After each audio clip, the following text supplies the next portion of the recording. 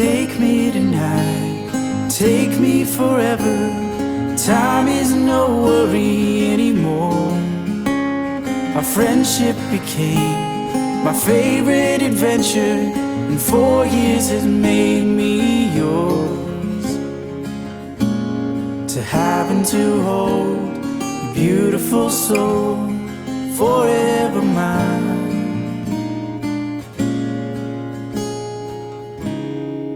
Beautiful bride, our story unfolds, a series of moments tied together by the love that we share. The future untold, a tale to be written, the rest of our lives to explore. To have and to hold your beautiful soul, forever mine.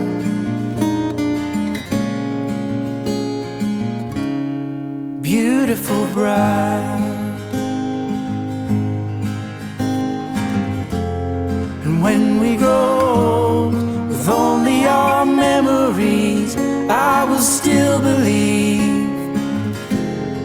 Again and again, I will choose you to be the only one for me.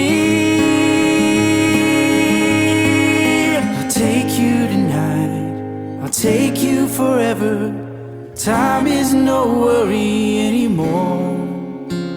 Our friendship became my favorite adventure, and 4 years has made me yours.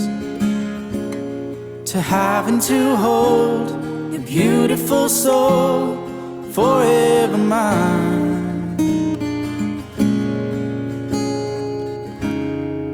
Beautiful bride.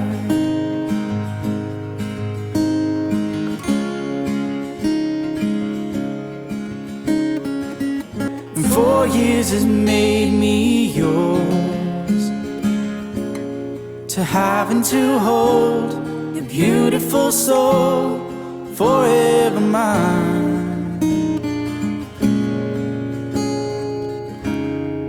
Beautiful bride.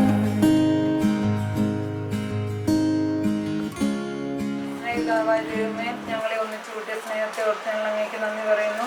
വിവാഹ ജീവിതത്തിലേക്ക് ഒരുങ്ങുന്ന അനുവിനെ പ്രത്യേകമായി സമർപ്പിക്കുന്നു. സച്ചുവിനെയും കുടുംബത്തിനെയും സമർപ്പിക്കുന്നു.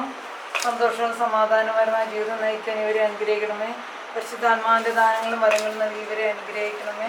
ഇതിൽ പങ്കെടുക്കുന്ന എല്ലാവരെയും സമർത്ഥമായി അനുഗ്രഹിക്കണമേ. ഞങ്ങളുടെ ആഗ്രഹങ്ങളും അഭിലാഷങ്ങളും അങ്ങ് അറിയുന്നുണ്ടല്ലോ.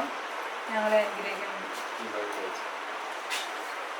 വിശുദ്ധ യോഹന്നാൻ എഴുതിയ നമ്മുടെ കർത്താവ് യേശുവിന്റെ പുസ്തകത്തിലെ 2-ാം അധ്യായം. കാനായിലെ വിരുന്ന്. 3-ാം ദിവസം ഗലീലയിലെ കാനായിൽ ഒരു വിവാഹ വിരുന്ന് നടന്നു. യേശുവിൻ്റെ അമ്മ അവിടെ ഉണ്ടായിരുന്നു. യേശുവും ശിഷ്യന്മാരും വിരുന്നിന് ക്ഷണിക്കപ്പെട്ടിരുന്നു. അവിടെ വീഞ്ഞ് തീർന്നു പോയപ്പോൾ യേശുവിൻ്റെ അമ്മ അവരോട് പറഞ്ഞു, അവർക്ക് വീഞ്ഞില്ല. യേശു അവളോട് പറഞ്ഞു, സ്ത്രീയെ, എനിക്ക് നിനക്കും എന്ത്? എൻ്റെ സമയം ഇനിയും ആയിട്ടില്ല. അവൻ്റെ അമ്മ പരിചാരകരോട് പറഞ്ഞു, അവൻ നിങ്ങളോട് പറയുന്നത് പോലെ ചെയ്യുവിൻ. യഹൂദരുടെ വിശുദ്ധ കർമ്മത്തിനുള്ള വെള്ളം നിറയ്ക്കുന്ന 6 കൽഭരണികൾ അവിടെ ഉണ്ടായിരുന്നു. ഓരോന്നിലും 2-3 അളവ് കൊള്ളുമായിരുന്നു. ഭരണികളിൽ വെള്ളം നിറയ്ക്കുവിൻ എന്ന് അവൻ അവരോട് കൽപ്പിച്ചു. അവർ അവയെല്ലാം വക്കോളം നിറച്ചു. ഇനി പകർന്ന് കലവറക്കാരൻ്റെ അടുത്ത് കൊണ്ട് ചെല്ലുവിനെന്ന് അവൻ പറഞ്ഞു. അവർ അപ്രകാരം ചെയ്തു. കലവറക്കാരൻ വീഞ്ഞായി മാറി ആ വെള്ളം രുചിച്ചു നോക്കി. അത് എവിടെ നിന്നാണെന്ന് അവൻ അറിഞ്ഞില്ല. എന്നാൽ വെള്ളം കോരിയ പരിചാരകർ അറിഞ്ഞിരുന്നു. അവർ മണവാളനെ വിളിച്ചു പറഞ്ഞു, എല്ലാവരും മേൽത്തരം വീഞ്ഞ് ആദ്യം വിളമ്പുന്നു.